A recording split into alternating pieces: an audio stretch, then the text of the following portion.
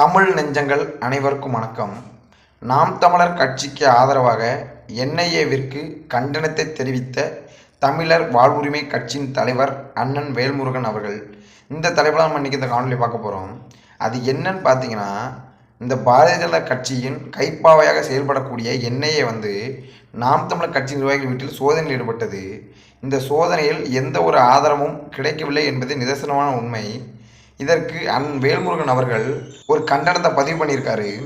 அது என்னன்னு பார்த்தீங்கன்னா, யாரெல்லாம் தமிழ்நாட்டுக்காகவும் தமிழ் மக்களுக்காகவும் தமிழர்களின் வாழ்வுரிமைக்காகவும் போராடுகிறார்களோ அவர்களை இடி ரைடு என்ஐஏ சோதனை அப்படிங்கிற மாதிரி அனுப்பி அவர்களை அச்சுறுத்துவதும் அடிபணி வைப்பதும் ஒரு அடாவடித்தனமான அரசியல். இந்த அடாவடித்தனமான அரசியலை பாரதிய ஜனதா கட்சி செய்து கொண்டிருக்கிறது. இதை நிப்பாட்டி கொள்ள வேண்டும் அப்படிங்கிற மாதிரி ஒரு கண்டனத்தை பதிவு பண்ணியிருக்காரு. அந்த காணொலியை நீங்களே பார்த்துட்டு வந்துருங்க தமிழ் நெஞ்சங்களே.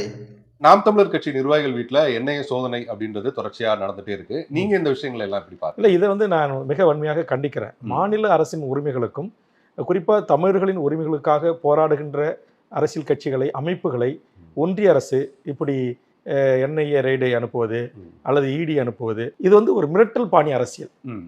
இந்த அரசியலை பாரதிய ஜனதா செய்யக்கூடாது என்பதுதான் என்னுடைய பார்வை.